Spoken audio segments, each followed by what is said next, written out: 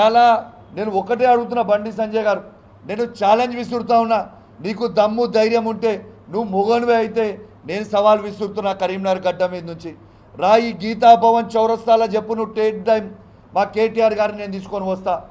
ఇలా ఏ సబ్జెక్ట్ మీద మాట్లాడదామో చెప్పు. ఇలా ఉట్టిగా మమ్మమ్మ తెత్తెత్తే బెబ్బెబ్బే కాదు.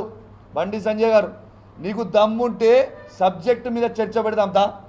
ఇరిగేషన్ మీద చర్చ పెడతావా కేటీఆర్ గారితో, నీ దా వస్తాడు మా కేటీఆర్ గారు. సివిల్ సప్లై మీద చర్చ పెడతావా, దా వస్తాడు. నీ హోమ్ డిపార్ట్మెంట్ మీద చర్చ పెడతావా, దా వస్తాడు. ఐటీ ఇండస్ట్రీస్ మీద పెడతావా, వస్తాడు దా.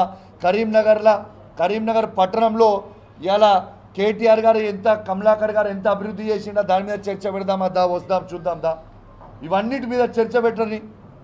మీరు సబ్జెక్టు మాట్లాడండి తప్పితే మీరు సబ్జెక్టు మాట్లాడకుండా మెమ్మెమ్మే తెత్తెత్తే బెబ్బెబ్బే అంటే కలవదు బండి సంజయ్ గారు.